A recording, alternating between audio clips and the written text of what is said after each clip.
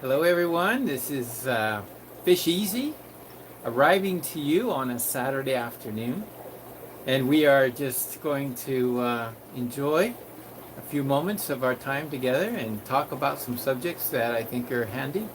Also, a little update because I know there's some interesting things happening. So, welcome. Let's see who, any comments. We'll try to address those today. And we're also going to talk about a very interesting subject, and that is fertility, because there have been several instances in my fish room that fertility has been an issue, and what can be done to correct that. Hello, Jeff. Welcome. Jeff King comes every week. I appreciate that very much.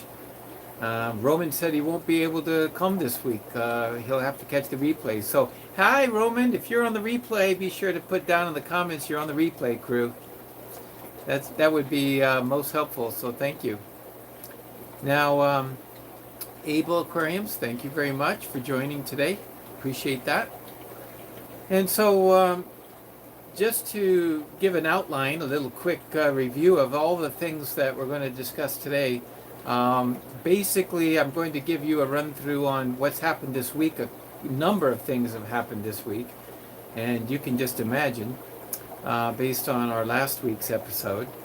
So I'll give you the rundown. I'll also just take a moment to talk about the subject for the day, and then I'm going to probably sign off earlier than usual because I do have a meeting, and I'm all prepared for a meeting right now, but I got to rush to a meeting a little after this. So I do have a few minutes. Hey, Jonathan Walker.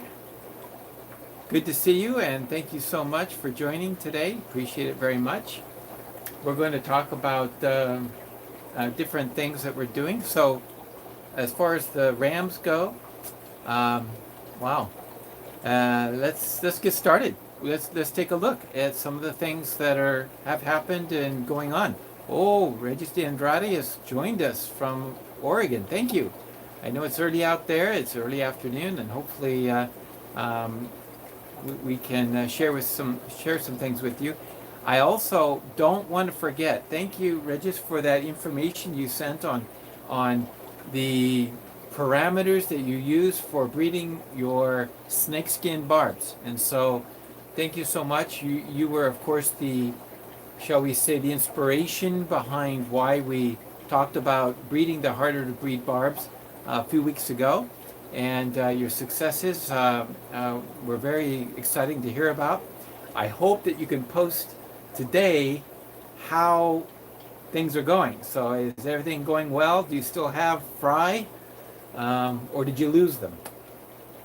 I think most of us never think of in terms of fertility issues, because most of the time we're dealing with, we've got the fertility, we're trying to raise the fry, and that's the issue. Trying to raise the fry, and they don't die on us, or they don't, shall we say, fade away. To give you an example, we did have not many. Let's see. I need to collect more eggs. Only 3 fry alive. Ooh. Oh, that seems very limited. What I have found out is in a heavily planted tank, if you see 10 fry, you probably have 20. If you see 25 fry, it's probably closer to 50. That's what I have always felt like in the case of the harder to breed barbs or the shyer barbs. The fry themselves actually hide very well, and they don't like to come out. They don't come out. The tiger barbs are an exception. They don't seem to mind as much. They're more very domesticated. So in that case, remember the case we had here a few weeks ago. We put together a batch of green platinum tiger barbs, and I only ended up getting a few. But believe it or not, I can only find one now, and so there's only one in there. I'm using the tank for raising rams, so there's a big batch of rams in here. I'll show you. I'll show you what it looks like. This is, see if I could just point over. to the batch. Here we go. So in this batch of rams which are growing, you see the one by the filter in the back? It's kind of an unusual looking fish. That's the green platinum tiger barb, and you can see black fins, black eyes, a leucistic body. That I know is going to be a green platinum tiger barb, but I can only see one in here, and they stand out quite a bit, different than the others, the rams. So these are German blue rams, and so that gives you an idea. It's quite interesting that this particular fish, being that it's a variety of barb that has come from, again, lots of breeding, inbreeding, line breeding.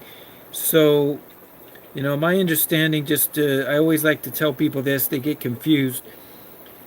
Inbreeding means two fish that are somewhat related.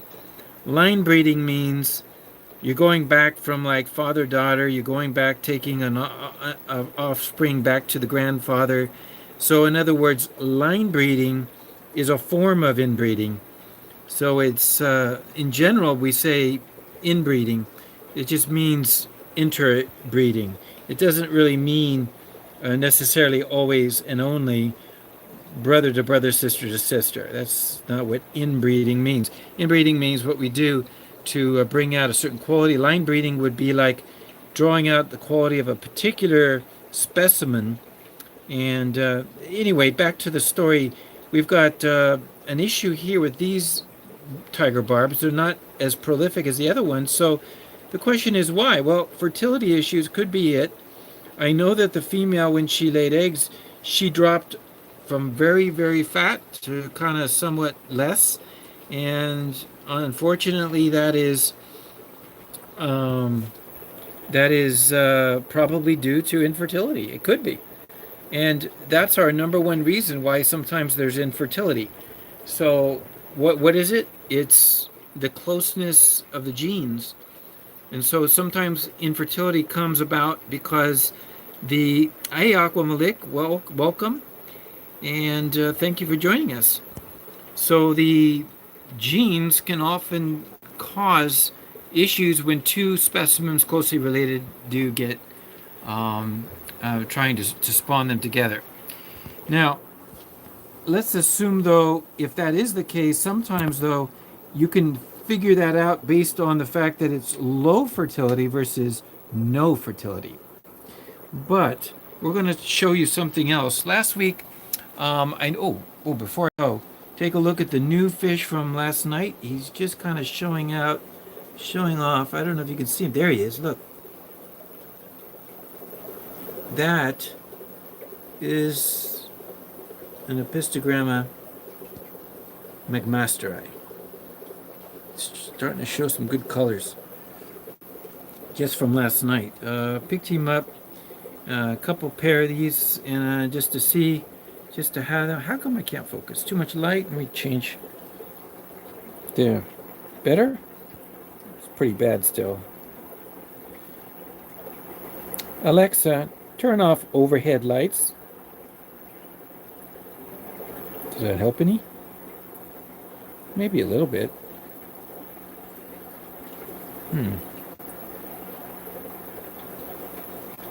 I just can't get him really good.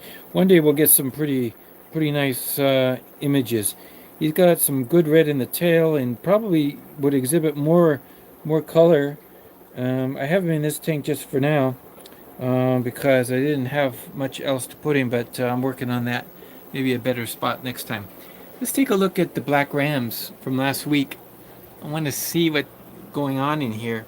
Let's take a peeky. This pair here, pair number 1. We're looking at a pair of fish that probably are quite inbred. Okay, they're breeding, line breeding or inbreeding together. Sometimes what you will see, and I will demonstrate this, you can see fish that are actually exhibiting some inbreeding depression.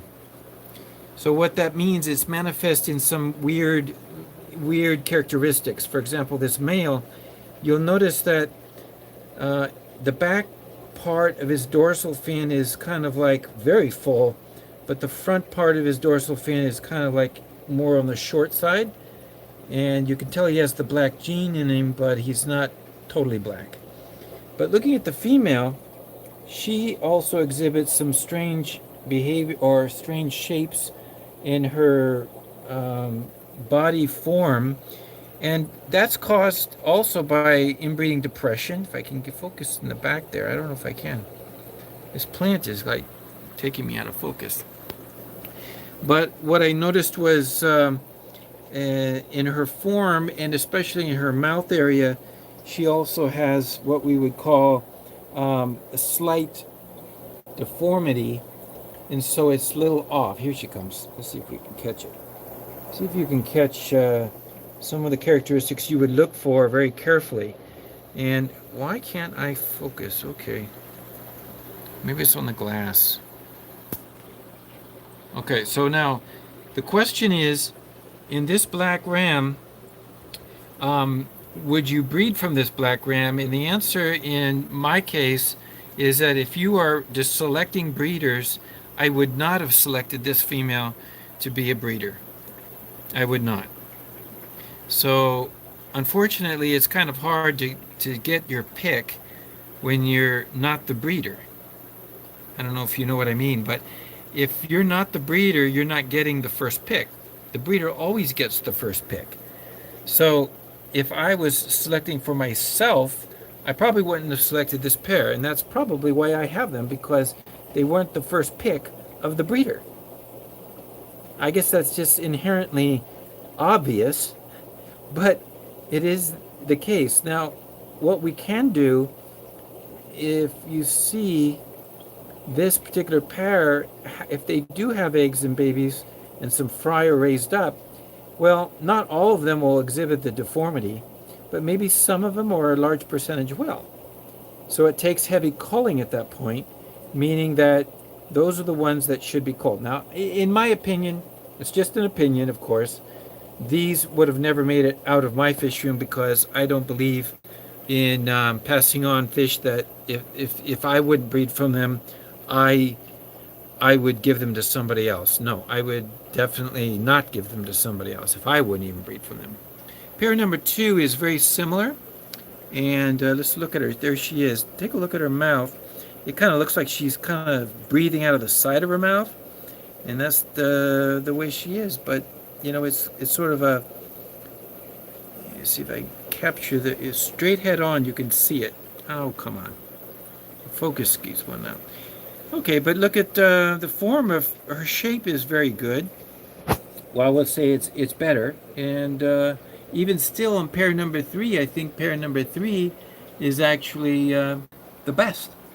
And so this pair is got a beautiful form, and I don't see as nearly as many deformities. If I were to go on breeding these, I would select pair number 3 as the future of my breeding project.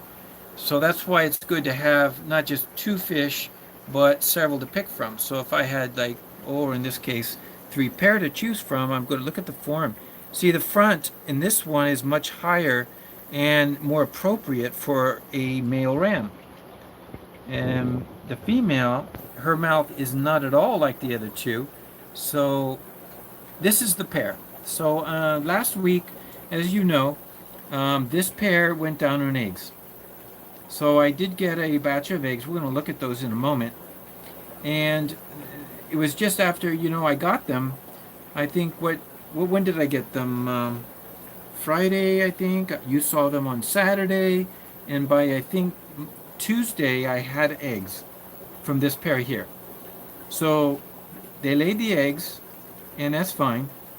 And I immediately took the eggs out. And I was not expecting eggs so soon, so I hadn't done a water change. So when I took the eggs out, I measured the TDS, the total dissolved solids, and the total dissolved solids read 311. Now, out of the tap, my total dissolved solids are like 190. So this in particular is particularly high. Yeah, that was very, very high. It was a little frightening, and I realized at that moment that another reason for infertility comes about when the fish that are custom, or shall we say designed for being in soft acidic waters, gets in touch with hard water and lots of TDS. It turns out that the sperm of the male has trouble getting to the eggs before they die. So they hit the water, they're supposed to be spreading out over the eggs, and those sperm will die in that high TDS, caused by the high TDS, before they even get to the eggs. So that is what happens. Now, that's not to say we know yet, because in this particular instance, we know also that these fish are pretty high inbred. So the question is it true that the male is not infertile, or is the female infertile? Well, time will tell on that. But the first thing I've done is done water changes on pairs 2 and 3. So now I've got the TDS down much lower. Hold on a second. I have to pause for a water. We're going to look at those eggs. In fact, I'm going to come over here and I'm going to show you the eggs. Here's the eggs. I had them in methylene blue, and I had them in RO water, which was a TDS of 5. And I removed the methylene blue just to show you that the eggs, and these were supposed to hatch, I think, today. Looks like they're more likely, well, obviously none of them hatched. 0. And we don't know if it's from the TDS, but I'll tell you this much. When I pulled them out, they were white. And I don't know if that's normal. I will have to see to find out. But typically, white eggs means infertile. And when I pull a batch out, and it's normal, even this one, I'll show you. I pulled out, last night we had a bumper crop, and there were 4 separate spawns of GBRs. These are German blue rams on a rock. I had them down here on a plate. There's another spawn. And then I had them on this heater, so I had to pull the heater just to see if I could see the eggs on the heater. And then I had another rock and another spawn. Now, looking at these eggs, they're not white like the ones that I pulled out of the black rams. These have some darkness to them. Even though right now I put some methylene blue in there, I want to point out something about the difference. Now, when these fertile ones hit the methylene blue, you notice that it doesn't do much to the egg. It just turns the water blue. But the surface of the egg is actually getting methylene blue. So when they hatch, I have noticed, even though I changed the water and I change it out completely, I changed the water out and they hatch, and I have eggshells. If you look, you'll see eggshells everywhere. Eggshells, very small. They're clear normally, but because of the methylene blue, they've got a tint of blue on them. So the eggshells get stained a little bit, but the fry inside do not. So even though I remove them, like for example, I'll just take this rock, pick it out, put it in fresh, completely fresh water, without any methylene blue, and I'll take the rock and take it out, and that's the easiest way to change the water. If you catch them before they actually hatch, right? Welcome, Mellow Planet Aquatics. That's what we're talking about. You must have just joined us. We're looking at German blue rams, but here's the black ram production. Now, comparatively, I wanted you to see something. This is quite different. Now, I pulled out the methylene blue, most of it. However, you'll see that the methylene blue has not just stained the outer exterior shell, but it's actually almost solid through. These eggs are purple blue, solid through. That tells me that they definitely weren't good eggs. So it means too that even though they weren't infertile, or because they were infertile, they actually have a lot of different properties, because a fertile egg doesn't allow the same things to happen. That's why this kind of gives you an indication of why eggs fungus so easy when they're infertile. Normal eggs will fungus too if allowed to, but because of the growing embryo, the normal eggs do have a resistivity towards the fungus, so they don't normally fungus. It has to take a lot of fungus takeover in order for it to actually attack and actually for it to win out. But so let's think about this. So this one, if they were all infertile and they never were fertilized to begin with, then this would tell me right off the bat that these particular eggs, and being so white, I'm almost wondering if that female wasn't fertile. She could have been sold that way originally. The person that gave me the rams, of course, didn't know because he did not breed them. So since he did not breed them, he did not know this. But the original breeder may have said, hey, I've got these spawns, they're not coming out, they're white, I'm going to get rid of her. And he sells them. I'm not saying it's dishonest, I'm just saying that may be the case with such high-valued fish. They can be sold that way, that because there's such a tendency to want to keep the fish or sell the fish if possible because of the value. Now, in my opinion, I don't care what the value is. If a fish is genetically, for example, inappropriate, what is it? If a fish is genetically deformed, it just makes sense to me that it's not good for anybody. It doesn't matter what its value is because its value is zero. That's the way I see it. Because as far as breeding fish goes, there is the possibility that, oh, somebody's looking for a pet fish and this fish can't be bred. Well, I would be more than happy to give it away if the person wasn't going to be breeding the fish. They just want it for their aquarium. Okay? That's about all it's good for.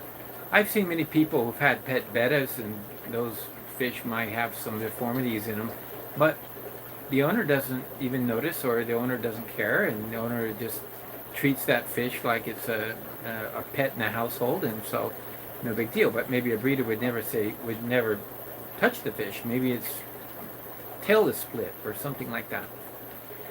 So, in the case of we've been talking about the black rams, I would like to mention something about Discus because it's very similar. What I did was I changed the black ram tanks and immediately started dropping the TDS. So I changed my filters on my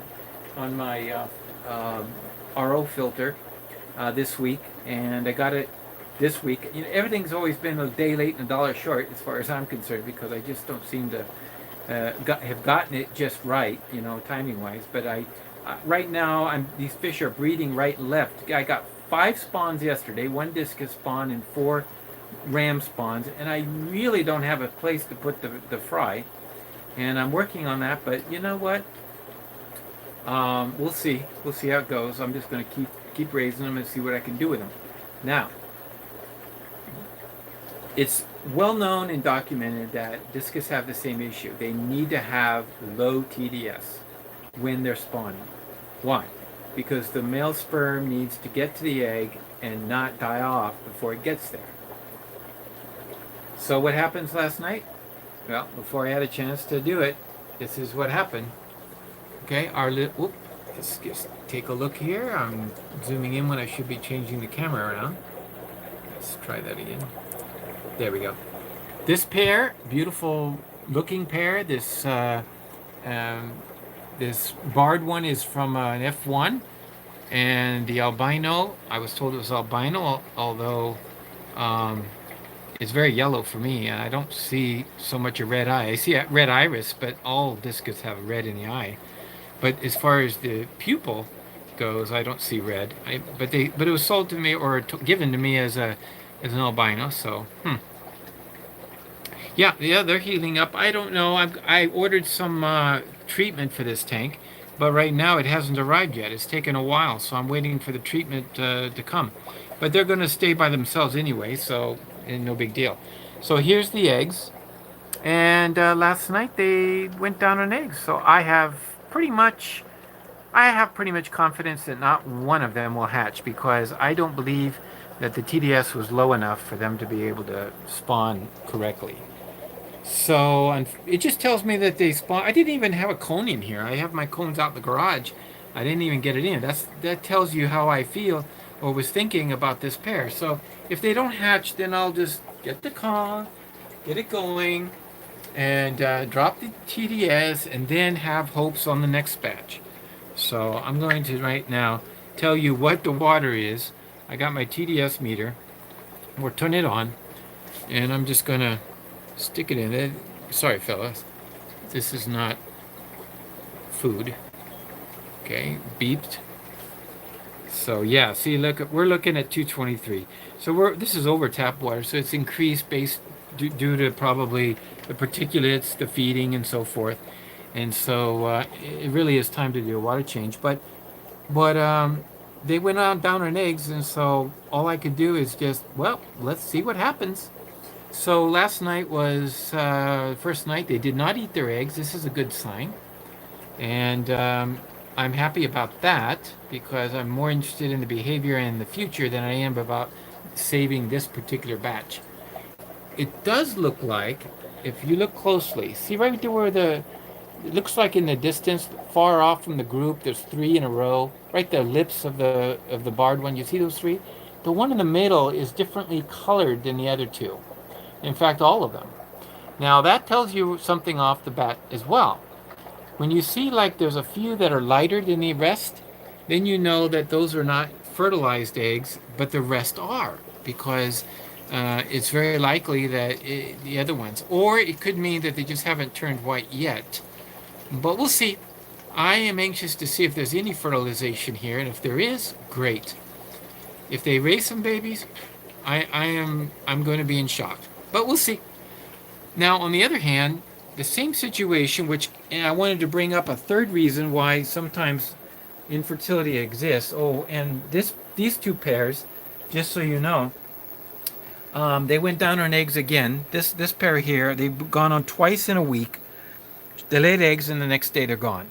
So this pair on the left, they're gonna need a grill. I think they're in a bad habit of just eating their eggs all the time. I'm not sure how else to address that issue. But on the right, this pair, since I got them, they did great the first three batches, and then they're just always fighting each one. And they went down on eggs last night. Now, looking at the eggs that went down last night, they're already kind of looking yellow. Yeah, there's the yellow ones and dark ones, so you can see some of these just, whoop. What is she doing? She's gonna eat it? I think she knows. That one's a big, yep. That one was turning white and kind of big. If she's that one, she ate the whole batch the last time. She was by herself too. I took the male out, and I know it was her that ate them. But here is the reason why I don't take her out this time.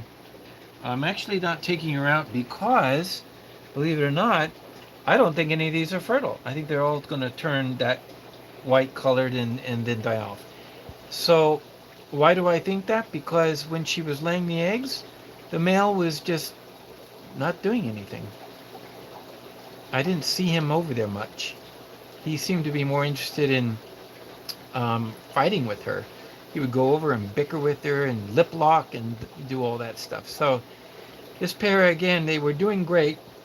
I think it's time for them to get into their own little tank and get into their own little rhythm.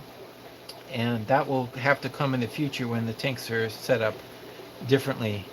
I'm planning on doing that, by the way, just so you can see. We've already sold. We sold yesterday all the rams out of this tank. So as you can see, it's black, dark. Let me turn the light on. Yep, nothing in there. So they're all gone, and they were sold to the stores yesterday. They were really nice fish. And I'm going to then move up the fish from this 90 gallon, the ones that are in there, to put them and see if they can improve and get their colors, and see if these fish can be sold soon. They're not bad looking. I just think they need some help there. Hey, Stubbs Aquatics at Lake Karcha, good to see you. I have your fish, and so I hope to meet up with you Sunday. Yep, they're going to be. In fact, I should just show you the fish before when I walk around there. I'll show them to you. But my idea is I'm going to take out this 90 and I'm going to replace it with 20-gallon talls for individual breeding of discus. So this will become a breeding section instead of a grow out section, you see. So then I'll have either that water tank at the top for doing the water harvesting, or like we do over at the other side. I'm not sure if it will become two shelves or what exactly, but the pairs will need to be put in their own, and I got the space, but I need to do some shuffling around. So walking by the electric blues, every week they look better and better. One day they're going to be ready for the stores, but I don't have enough of them to actually take to the stores, all of the stores that buy from me. Here's I'm having a bumper crop of Fertility, that's for sure. They're doing super well.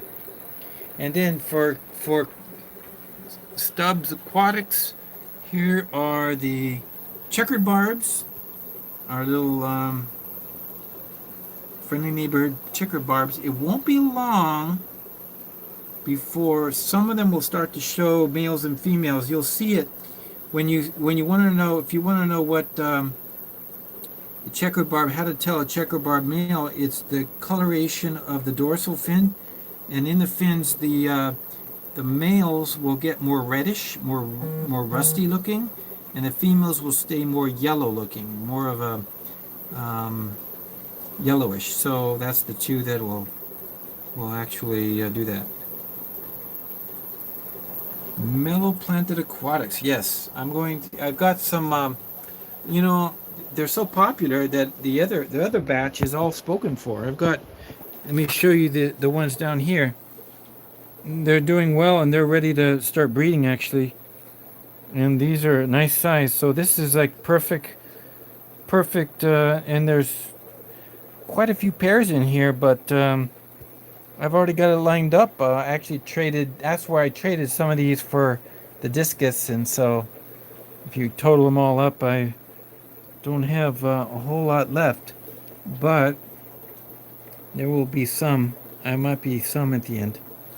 Now, that will.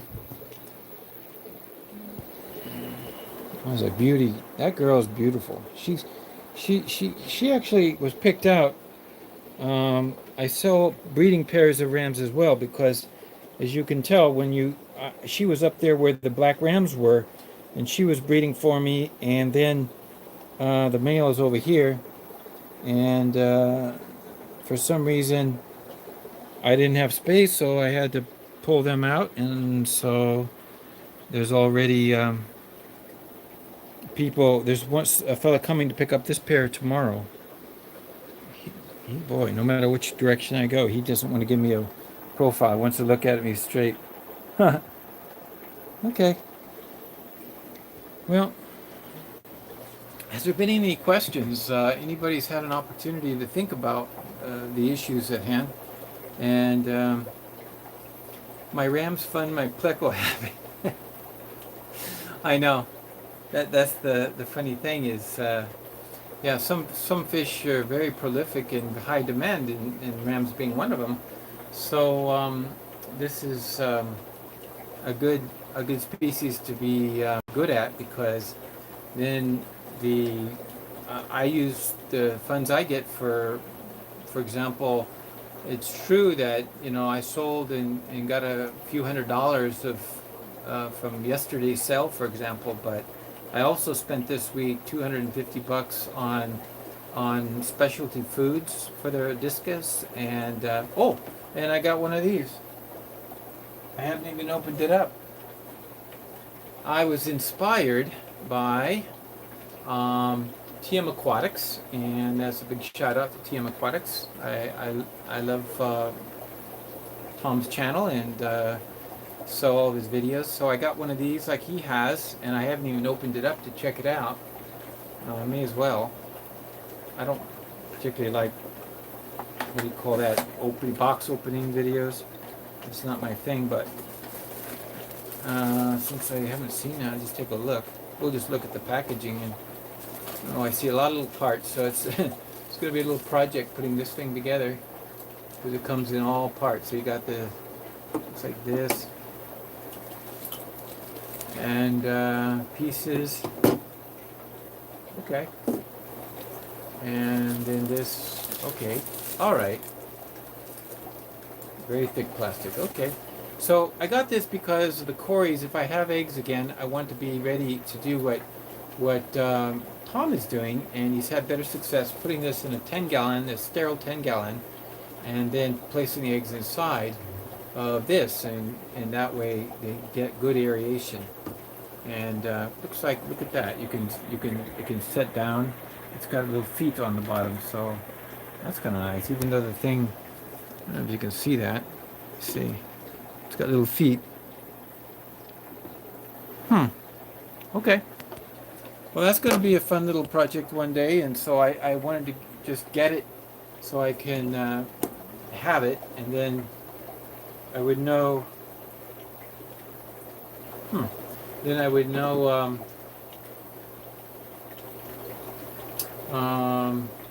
what to do when I got some Cory eggs. I've done the breeder box, and I didn't always have good success. I had some success, and I raised some Corys, but it didn't seem to be the numbers that I was looking for, and probably that was the same issue with TM Aquatics, that it wasn't the numbers he was looking for, so he decided that I'm going to try this, and then he started having more success.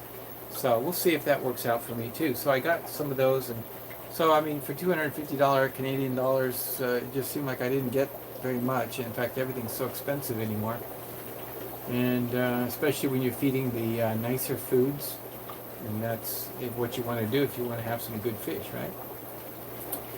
So to answer your question, I saw a question come through there about the TDS. So I have a RO filter, and we spoke about that earlier. I just changed the filter out. Now, I didn't write the date on the outside when I first started using it, and I didn't use it that much, but when I actually went to the receipt, I found out that my filter was 3 years old, and that's way too long to go without changing anything. So it was no wonder. I wasn't using a lot, but still it was not doing a good job, and so my TDS coming out of my white hose, or shall we say the RO, turned out to be somewhat in the neighborhood of 90 parts per million. So I knew it was not good. So I changed everything out on Tuesday. Was it this week? Yeah, Tuesday of this week, in fact. Boy. And when I did that, I then measured the new TDS, and it was 5. So 5 versus 95. So my water in my tap is 190 parts per million, and so now when I filter the water, I get 5. So I have a bucket, and I'll show you the bucket. It just, for now, it is what it is. So it's, my filter's way over there in the corner on the shelf. I don't know if you can see it there, right behind there. And I turn it on by turning the red knob. I have a red knob down there, see? Right now it's off. So when I run it, I just turn it on, and it runs through the hose, which goes up and over and down through hill and dale, and boom, into a bucket. And so right now, this bucket is being heated because it comes out cold, so I have to heat it first. So that's why it has a pump in there, and I'm going to change the water of these fish here. I'm going to keep changing 5 gallons at a time as I heat it up. I'm just going to keep changing 5 gallons at a time. I don't think I have hope in trying to save these eggs over here. I'm not going to try to, because it's past the fertilization period. But I need to get the water down low and TDS. So I just keep changing the TDS, and I did 75% changes on the black rams in the last couple days. And so let's just take, where's my meter? Oh, it's behind me here. I'm going to let's just take a look at the ram tank. It will keep rising as the rams, black rams, I mean. We'll just take a look at the black rams, and I'm going to measure the TDS here of the black rams. Let's see what I got here. Okay, it's down to 50. So it was 311, and now I've gotten it down to 50. So that gives you, see if you can see the females. Look at her, look at her. Oh, you could see it behind the silhouette of the pot. She's kind of, just to let you see the mouth of what I was referring to earlier.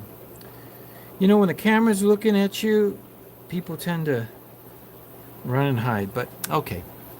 So down to 50 is much better than it was, and I think that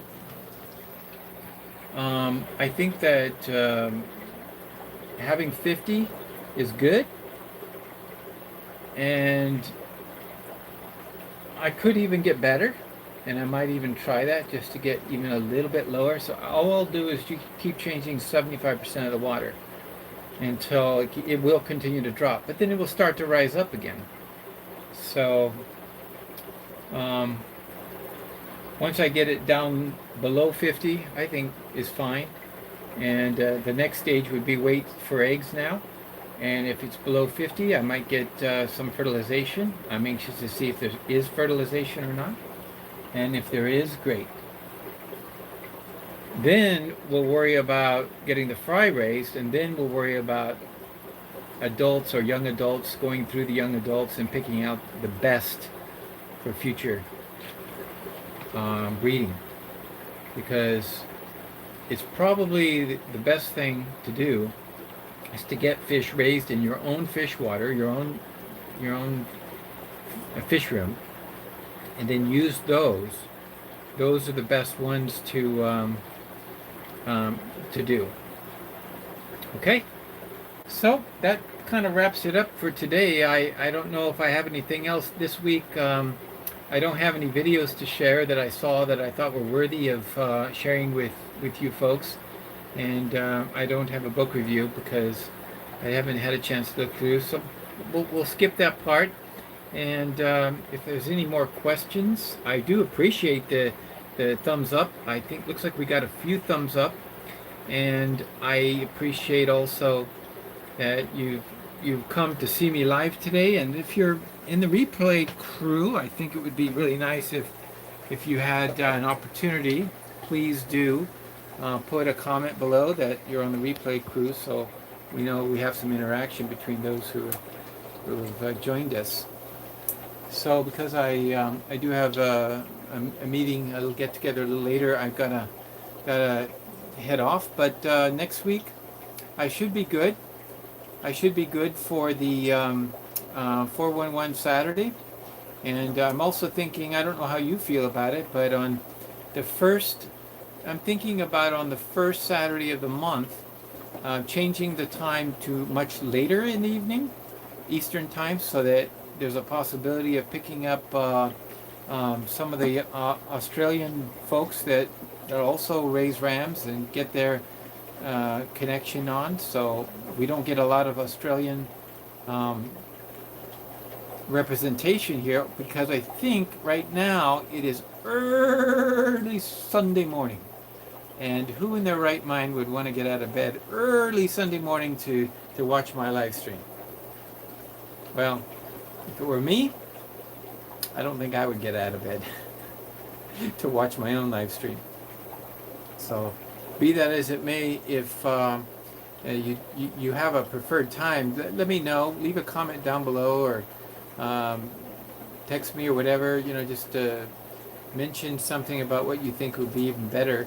411 is a good time because it's easy to remember, and I have had a lot of success at remembering to be here at 411 on Saturdays.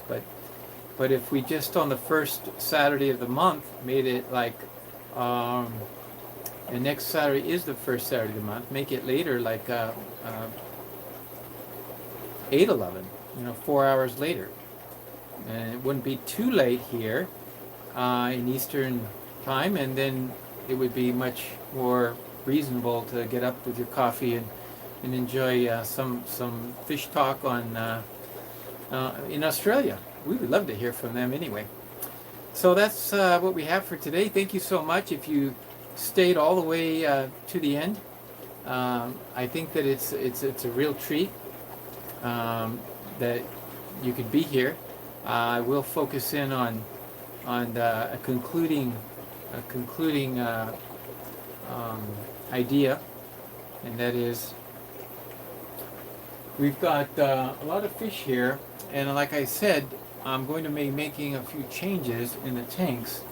But one of the things that I think is very helpful is these 10 gallons right behind me.